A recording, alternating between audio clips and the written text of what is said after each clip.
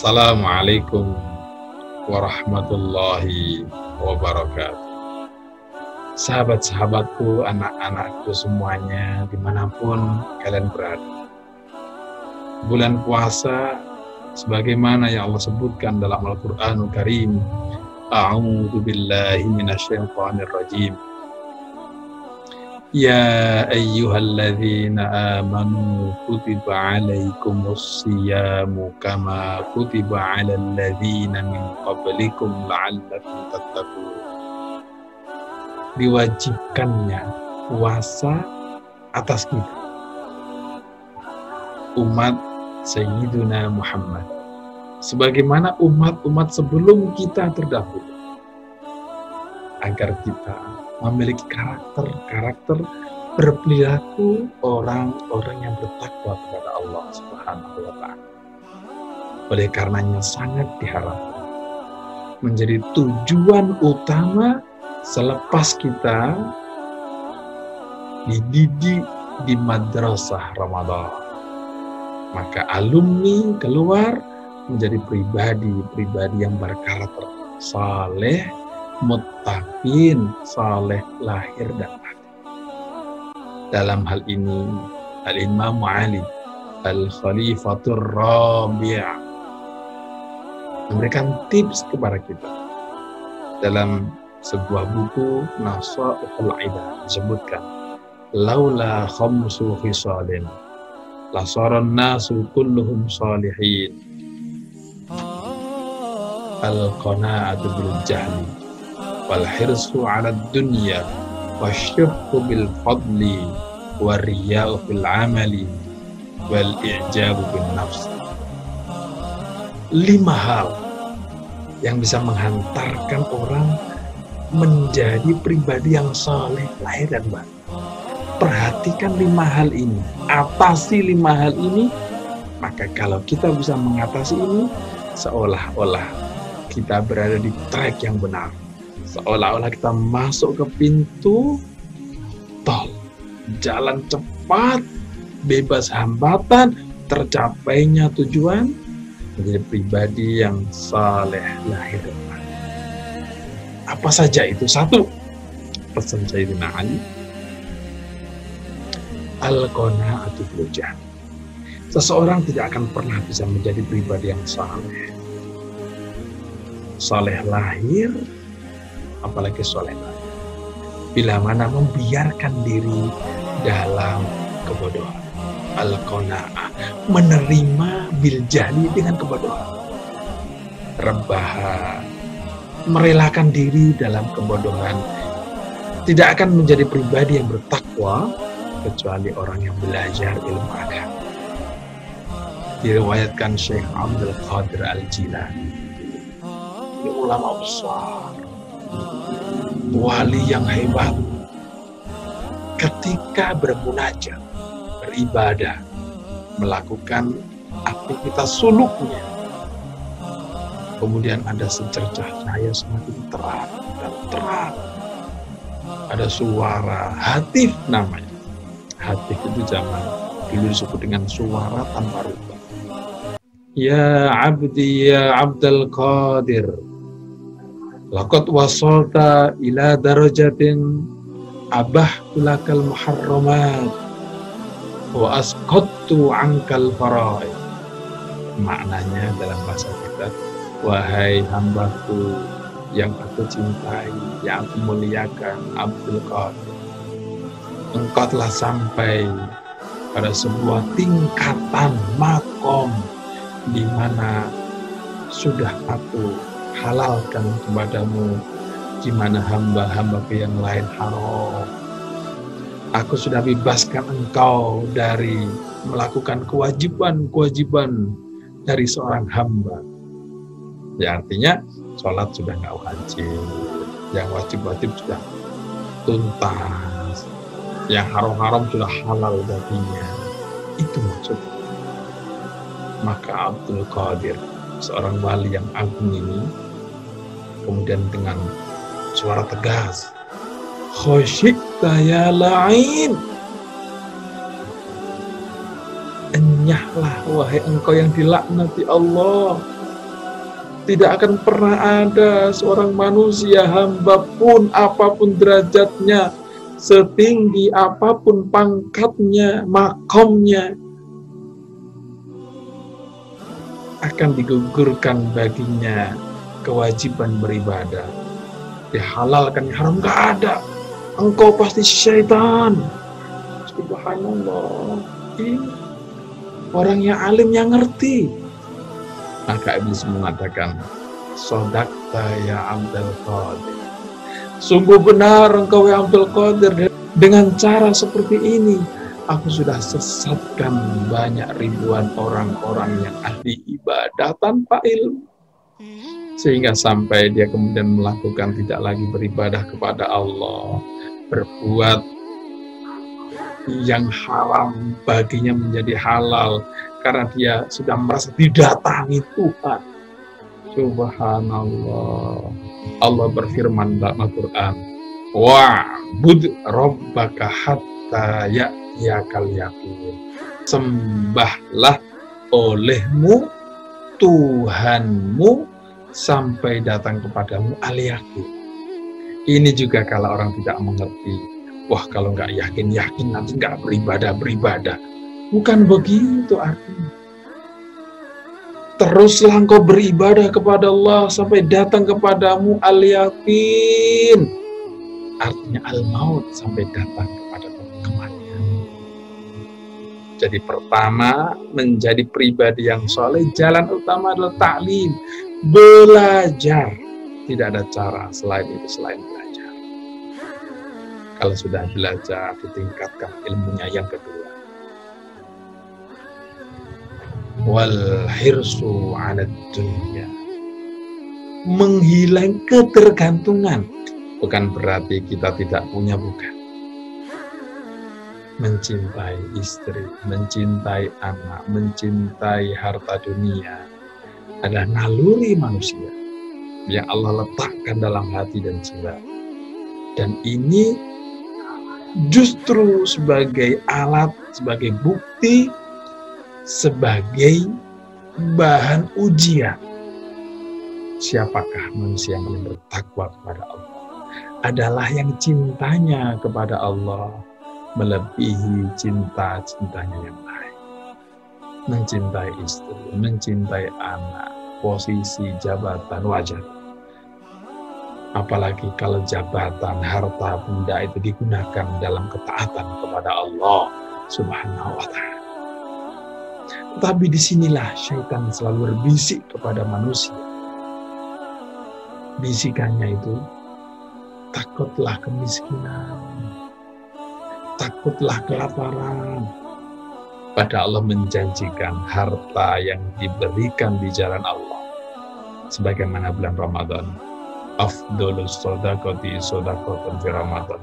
Sebaik-baiknya sedekah di bulan Ramadan. Orang yang bersedekah tidak akan hilang harta. Dengan cara yang Allah kehendaki, akan dikembalikan oleh Allah di dunia. Kalau dilakukan oleh yang beriman, dan tentram, damai hatinya, Allah akan kembalikan melalui kondisi yang Allah kehendaki. Kita tidak tahu bagaimana. Kalau dia orang yang tidak beriman, Allah jadikan dia orang yang terkenal. Allah Maha. Yang dikeluarkan menjadi berkah, yang disimpan-simpan menjadi hilang. Itu. Yang ketiga, jalan menjadi pribadi yang saleh lahir dan batin adalah berbagi. Hampir mirip sama yang tadi ya. Kalau tadi menghilangkan ketergantungan, kecintaan yang berlebih kepada dunia, hilangkan karakter berlebihan cinta dalam hati. Yang ketiga, bukan hanya itu, diwujudkan. Ayo berbagi. Nah, berbagi ini tidak hanya materi. Berbagi ilmu, berbagi tips, berbagi kesempatan, berbagi apapun, berbagi. Intinya yang positif, menghantarkan kepada saleh, salihah, lahir dan batin. Dulu anak-anak, pada zaman sahabat berperang itu, tidak semuanya kan kaya. Sebagian masyarakat sahabat-sahabat yang berjuang itu yang biasa-biasa, bekalnya sakunya kurma. Kurma ini mungkin 10-20 biji.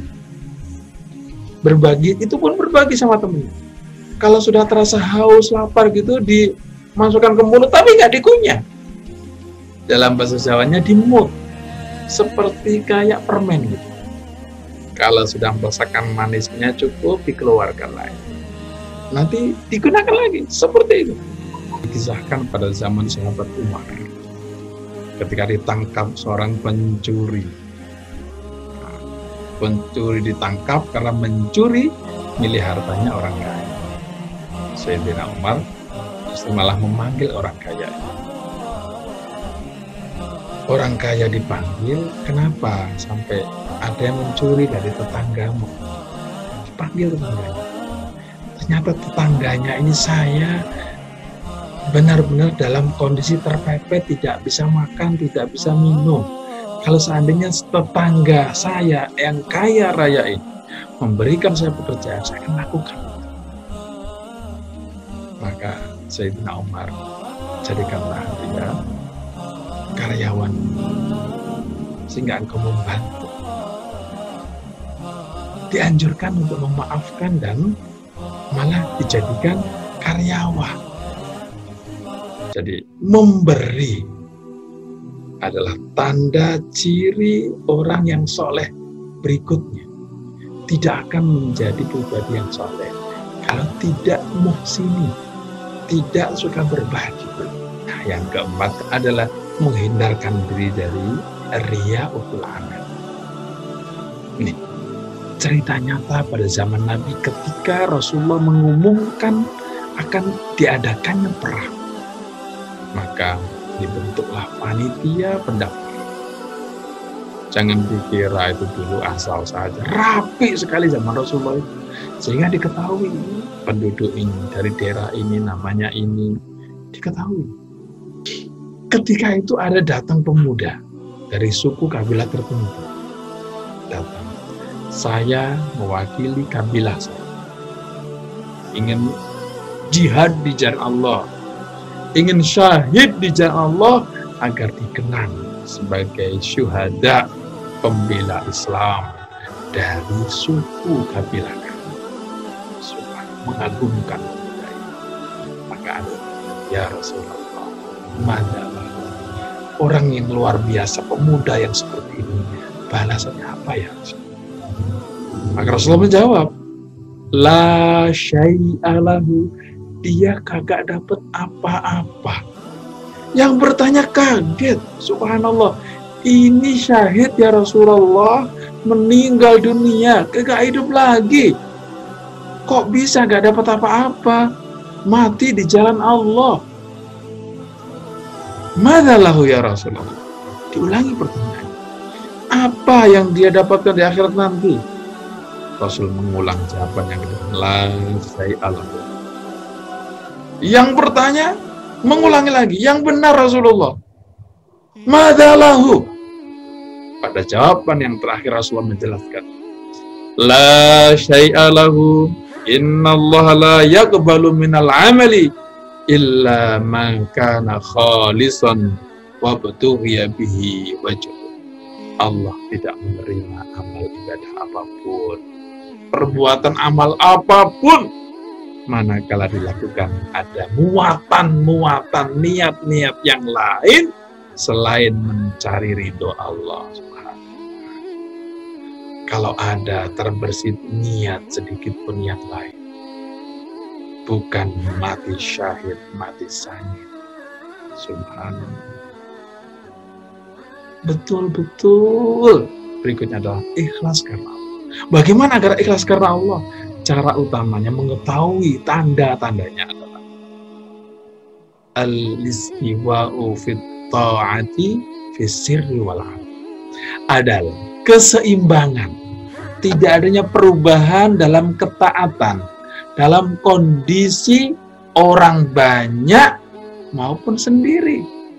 Oh, itu ikhlas. Dan yang terakhir, kelima adalah al-i'jab bin nafs. Orang yang mengira dia sendiri yang paling hebat, paling benar, pendapatnya hanya dia yang benar, tidak akan menjadi pribadi yang saleh. Tidak akan. Jadi pendapatnya hanya dia yang benar, yang selain dia salah. Tidak salah. Bahkan Rasulullah Sallallahu Alaihi Wasallam dalam sebuah strategi peperangan mengatur kondisi pasukan berkuda posisi di sini, pasukan pemanah di sebelah situ, pasukan regu penolong P3K dalam bahasa kita di sebelah situ. Maka kemudian ada sahabat yang bertanya, ya Rasulullah, apakah ini wahyu dari Allah atau ini adalah ide dan pemikiran Anda, wahai Rasul? Lihatlah, manusia yang paling mulia di seluruh kerajaannya Allah ini, tidak ada yang lebih mulia dari baginda Rasulullah. Malaikat, Jibril, semuanya di bawahnya Rasulullah. Derajatnya, pangkatnya, eselonnya lah ibarat. Ini sama sekali tidak merasa harga dirinya jatuh. Tidak merasa direndahkan. Ada second opinion, ada pendapat, ada orang yang mencoba untuk melawan pendapatnya, tidak. Itulah dia, sahabat Umar bin Khattab. Sampai Rasul memujinya, lau kana nabiyyan min ba'di lakana Umar. Seandainya, berarti tidak akan pernah terjadi. Seandainya ada nabi setelahku, maka dia adalah Umar, saking cerdas. Rasulullah, pasukan berkuda efektifnya tidak di situ. Pasukan pemanah akan lebih efisien di sana. Kalau memang itu baik, ini bukan wahyu Allah, ini pikiran saya. Kalau itu lebih baik, mari kita laksanakan. Dengan rendah hati Rasulullah menerima pendapat itu. Artinya apa? Mari kita terima kebenaran dari manapun dia berasal. Bisa jadi dari anak, dari istri kita, dari murid kita. Kalau memang dia adalah sesuatu yang benar, bermanfaat, kenapa tidak kita gunakan dan kita terima? Itulah 5 dari jalan menjadi pribadi yang saleh lahir dan batin. Pertama, tentunya tidak akan menjadi yang saleh kecuali belajar. Harus taklim, harus belajar. Yang kedua, mengurangi ketergantungan, kecintaan, karakter berlebihan mencintai harta dunia, diwujudkan dengan berbagi. Bukan hanya teori cinta, tidak mencintai dunia, tetapi harus diwujudkan dengan berbagi. Berbagi bukan hanya materi, bisa ilmu, bisa tips, bisa kesempatan. Dan berikutnya dilakukan dengan penuh ikhlas karena Allah. Dan yang kelima tentunya tidak merasa hanya pendapatnya yang benar. Bisa jadi ada pendapat orang lain yang lebih cocok, lebih bermanfaat, bisa kita lakukan. Demikian Bapak Ibu Guru, anak-anakku semuanya yang Ustaz sayang, semoga Allah memberkahi kita semuanya. Usikum wa nafsi bitaqwallah. Wassalamualaikum warahmatullahi wabarakatuh.